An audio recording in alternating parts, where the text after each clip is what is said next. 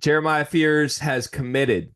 The saga has concluded, and he is headed to Oklahoma to become a Sooner for Porter Moser, with an Oklahoma team that could use some help with some injury news. They also announced this morning they have lost a player to, I believe, an Achilles injury. So Mhm. Jeremiah gonna have an opportunity. We think we heard this was all about. He wants the ball in his hands.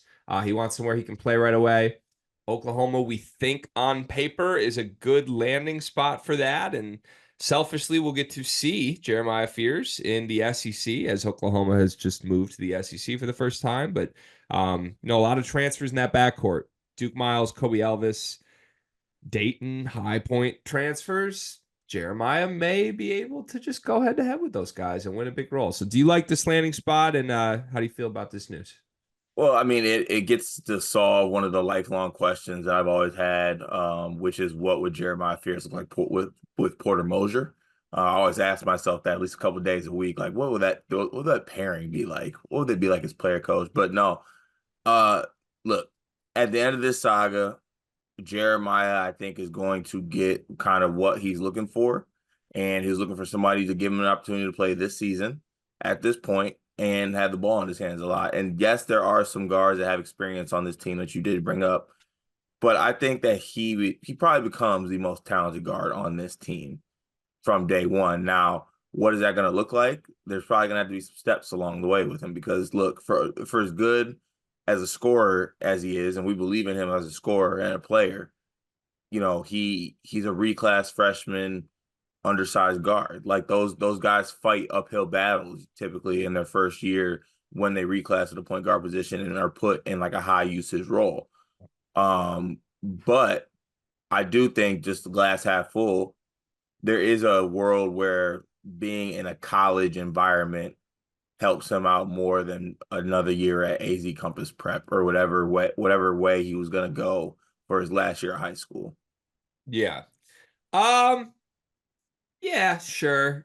So go ahead and glass half empty me right now. No, I'm actually not going to glass half empty this. I've made my stance clear along the way, hoping we didn't get to the point of a decision and a reclassification.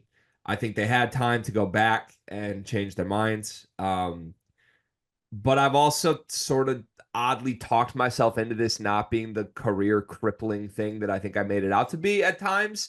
As we talked about this on the way to the finish line, I don't like it. I don't like reclassifying. I don't think Oklahoma is going to be a good basketball team with or without Jeremiah Fears having the ball in a 30-minute role. I think he helps them because I think he would have helped most teams, and we'll see how it goes from a happiness perspective. I can tell you how this ends. If you'd like to know how it ends, I can tell you how this ends. Please.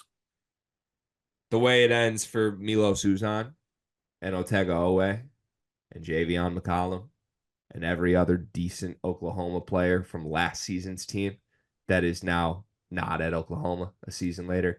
With all due respect to Porter Moser, doesn't seem like too many people want to stay with Porter Moser at Oklahoma. And there were reasons for that. At Oklahoma last year, we heard there was a lot of like, Porter might leave. Porter might leave. Porter's looking at the DePaul job. Porter might weasel his way out of here. Not everybody's happy. It's a football school. His wife wants to be back in the Midwest. Blah, blah, blah. I like Porter Moser. I don't know. He's back at Oklahoma. So here we are. But the reality of this is they had three guards that could have played a fifth year or whatever year it is at Oklahoma this year that played their last season. And one's at Kentucky, one's at Houston. Those are great programs that have some money. So, like, I don't know. Like, they can say it's about Jeremiah getting the ball and maybe going straight to the pros. God forbid if he has a Trey Young type season and he is a top 10 pick on paper, then yeah, he'll go to the pros. That probably will happen.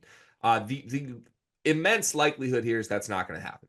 The immense likelihood is that Jeremiah Fears will probably either start on this team or come off the bench. If he comes off the bench, there's no chance he's back at Oklahoma next year because this is all about minutes and playing time. So if they cater everything around him and build everything around him, Jeremiah probably has a good season, probably scores double figures. Oklahoma's probably bad. And then we get to next summer, and the kid who went around making demands for huge minutes and wanting a promise on wanting, just his desires to be met, gets to do it all over again. And who knows? Teams will have the opportunity. All the teams that got on the phone with Jeremiah this summer, which were many, we were told, and then had that conversation and realized we can't promise the role that he wants. Maybe next year they will, because maybe he'll show enough at Oklahoma. Maybe Brad Underwood comes calling again. Maybe John Calipari comes calling. Maybe Mark Pope comes calling and actually wants this kid in a starting role a year from now, which was his normal schedule. Because everyone did want him a year from now. This is so stupid. I'm back out now. I liked it on favor, but now I'm back out, Cart. This is bullshit.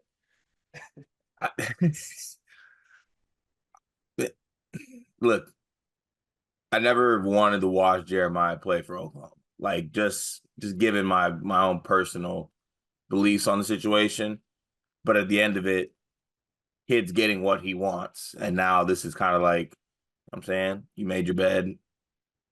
Now do what you want to do with it. But he's got like between now and the season, which isn't that long, by the way. Like it's people are in full swing, things are coming up. All types of things are really coming together for these basketball teams.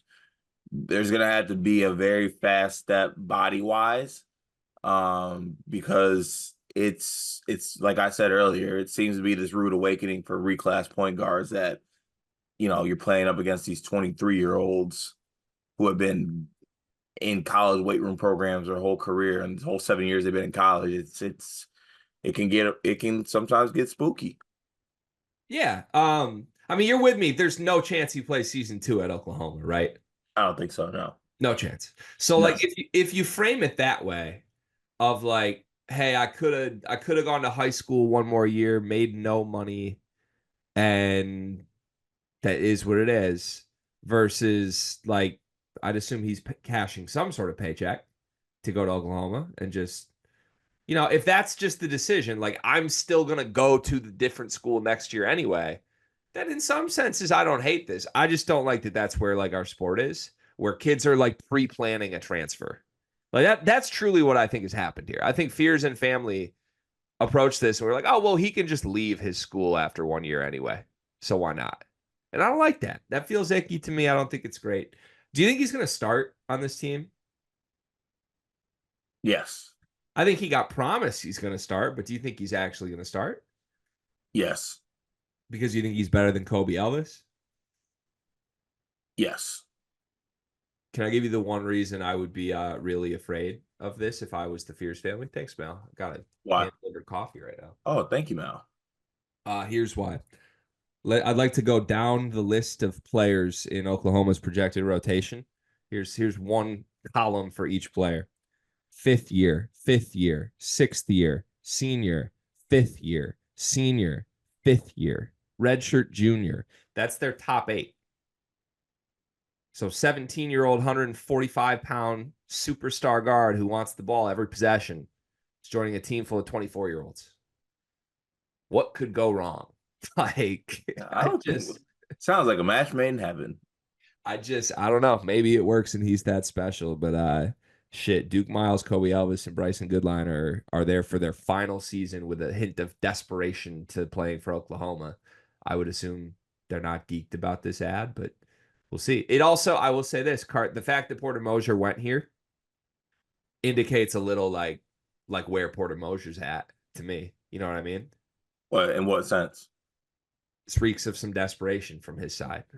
Oh, you think so? A little bit. Like, what do I got to lose? Yeah, Like I could just leave here anyway. Like, what's if every other coach in the country was like, yeah, I put my finger on that, I'll stay away. I'll wait a year. And Porter's like, yep, let's do it. Let's do it. And I'm not saying like I like Porter Moser, but with given the injury that just happened and just the way his season went last year, I think Porter's in a little bit of a desperate spot and had to roll the dice on this. So we'll see. I do believe he is the most talented offensive guard on this team. So despite my ickiness to all this, he could be really, really good. Um, if there was a market to bet where Jeremiah Fears is playing 2 seasons from now, what are the odds for each school? mm. Oh, that's a great question. I'm gonna go Kentucky minus Minus. 105. Um, I ain't touching that. UConn plus 210. What else would be in there? Illinois plus 550. Michigan State plus 1500. Where's NBA? Minus 450. Respectfully, I am running to the bank and putting so much money on Illinois plus 550. That's incredible value. Good luck to Jeremiah Fears. Good luck to the Fears family. Good luck to Porter Mosier and his crew of 8 24-year-olds that I'm sure are going to be really excited about this ad. Car, you know what I love about you? That I'm handsome? You're reliable. I can count on you. Honestly, you remind me of Aaron Henry a little bit. Remember when their back was against the wall, nothing was going right, and man just showed up every day. He didn't make excuses. There were no problems. There were just solutions. Sounds like me. That's you. And it also reminds me of Duncan Mechanical Solutions, because if you're looking for quality furnace repair, look no further than the heating and air experts that you can trust. Comfort and quality are their standard. They're an HVAC company that serves Northeast Indiana and Southern Michigan, whether it's heating and air conditioning, plumbing, kitchen and bath remodeling, or emergency services when you need them most. Duncan Mechanical Solutions has reliable service that you can count on. Cart, remember when your basement almost exploded? I remember when my basement almost exploded. I remember when my furnace itself was acting funny. I remember when my AC was acting funny. I wish I had Dunkin' in my back pocket. I wouldn't have to worry about it. Yeah, I mean, I've never been anywhere in northern Indiana or southern Michigan that hasn't been perfectly cool or perfectly warm, depending on when the day called for. And that's because of Duncan Mechanical Solutions. They are the presenting sponsor for the month of July. Shout out to Duncan Mechanical Solutions. Go to duncanmechanicalsolutions.com to learn more.